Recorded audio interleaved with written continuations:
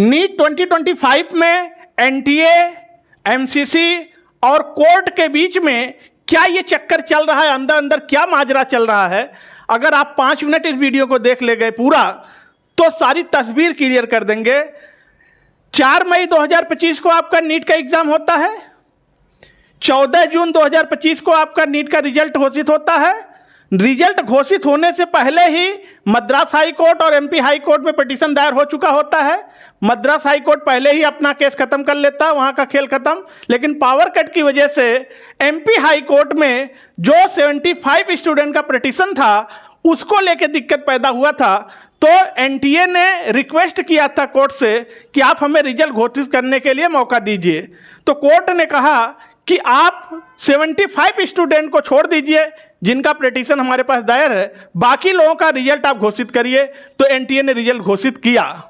अब सवाल है, जो 75 स्टूडेंट बच गए थे उनका भी फैसला आ गया और कोर्ट ने कहा कि अब इन 75 स्टूडेंट का राइट टू इक्वलिटी का मैटर फंस रहा है, समानता का अधिकार फंस रहा है कि इन बच्चों को समान अधिकार नहीं मिल पाया।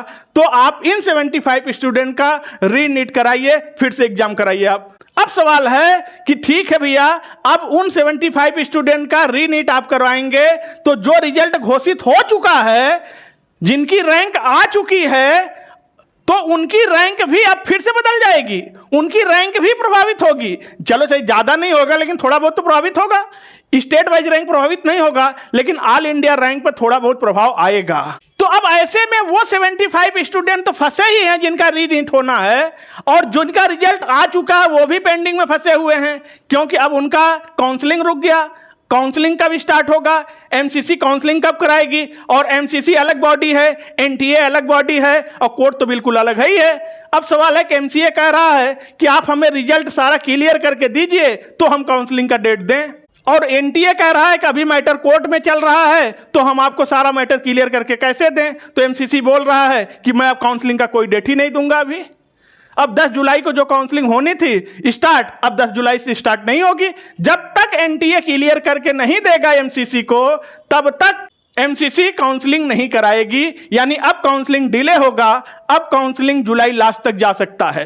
तो आप लोग वीडियो को लाइक और सब्सक्राइब जरूर कर लीजिएगा, क्योंकि नीट और आईटीजेई की तैयारी करने वाले बच्चों के लिए सारा कंटेंट, स्टडी मटेरियल, लेक्चर सब कुछ पीसी सर इस चैनल पे फ्री ऑफ कॉस्ट देते हैं। और आप लोग एनटीए की वर्किंग को तो बहुत अच्छे से जान ही रहे हैं, एनटीए कैसा काम करता है, उसके काम करने का क्या तौर तरीका है। अब जब तक एनटीए क्लियर करके एमसीसी को नहीं देगा तब तक एमसीसी काउंसलिंग का डेट नहीं देगी, तब तक एमसीसी काउंसलिंग नहीं कराएगी। एमसीसी चाह रही है कि भैया ये जो कोर्ट वाला आपका चक्कर है, डेली मुकदमा आना जाना, ये सब आपका चक्कर है, पहले ये खेल खत्म कर लो, तब जाके हम काउंसलिंग का डेट देंगे, तभी हम काउंसलिंग कराएंगे। जब आप हमें पारदर्शी रिजल्ट ला के देंगे तब हम काउंसलिंग कराएंगे, ऐसा बोल रहा है एमसीसी। तो एमसीसी का तो कहना सही है, क्योंकि एनटीए का तो ये पुराना नाता है, पुलिस दरोगा केस कचहरी इनका तो, एनटीए का तो पुराना चलता है। एनटीए कोई परीक्षा ढंग से तो करा नहीं पाता है, एनटीए का तो तामझाम हमेशा फंसा ही रहता है।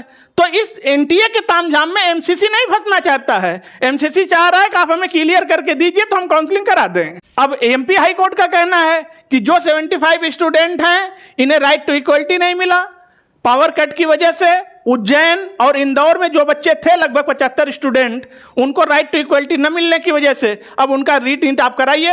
अब एनटीए सोच रहा है कि अगर हम रीनीट कराते हैं तो फिर सारी रैंक चेंज हो जाएगी, और सब रैंक अगर उल्टा सीधा भागने लगा तो एनटीए के ऊपर फिर से प्रेशर स्टार्ट। इसीलिए फिर अभी अभी लेटेस्ट न्यूज आ रही है कि जो ये 75 स्टूडेंट का कोर्ट ने कहा था कि रीनीट कराइए, उस पर भी, उस फैसले पर भी कोर्ट रोक लग गया, उस फैसले भी स्टे हो गया। यानी जो 75 स्टूडेंट का रीनीट होने जा रहा था उस पर भी रोक लग गया है। अब इस पर फैसला 10 जुलाई को होगा, अब इस पर सुनवाई 10 जुलाई को होगा कि रीनीट होगा तो कैसे होगा, उसका नोटिफिकेशन आप कब जारी करेंगे, एग्जाम का डेट कब देंगे, वो बच्चे तैयारी कब करेंगे। अच्छा मान लीजिए ठीक है, आपने डेट भी दे दिया, सारी चीज क्लियर कर दिया, क्या पेपर उसी स्टैंडर्ड का आप बनाएंगे जिस स्टैंडर्ड का पेपर 2025 का आया था? अगर उस स्टैंडर्ड का पेपर नहीं बना तो उन बच्चों के साथ दिक्कत होगा जो 75 स्टूडेंट देने जा रहे हैं रीनीट। या तो उनको फायदा मिल सकता है या नुकसान मिल सकता है। उसका प्रभाव उन बच्चों पर भी पड़ेगा, उन बच्चों के रैंक पर पड़ेगा जिनका रिजल्ट घोषित हो चुका है। और बहुत सारे बच्चे हमारे पास मैसेज करते हैं, फोन करते हैं, वीडियो कॉल कर रहे हैं, कमेंट कर रहे हैं कि सर काउंसलिंग स्टार्ट होगा तो हमारा काउंसलिंग आप करवा देंगे। परेशान न होइए, किसी काउंसलिंग बॉडी को मत हायर करो। काउंसलिंग इतना ज़्यादा बहुत डिफिकल्टी का खेल नहीं है। हाँ, लेकिन यह है कि काउंसलिंग बहुत सीरियस मैटर है, बड़ी मुश्किल से सिलेक्शन मिलता है। तो आप स्वाभाविक सी बात है, आप चाहेंगे कि अच्छा कॉलेज का चयन हो, अच्छे कॉलेज में आप जाएं, ये बात तो सही है। लेकिन इसको लेके इतना घबराना नहीं है कि किसी काउंसलिंग बॉडी को हायर कर लिया, उसको लाखों रुपए दे दिया, आप हमारा काउंसलिंग करवा दीजिए। ऐसा कोई परेशान होने वाली चीज़ नहीं है। टाइम टू टाइम आप चैनल से जुड़े हैं, टाइम टू टाइम हम आपको गाइड करते रहेंगे, वीडियो जाता रहेगा। क्योंकि आपने चैनल को सब्सक्राइब किया है तो लेटेस्ट नोटिफिकेशन आपको मिलता रहेगा। आप जरा भी परेशान मत होइए।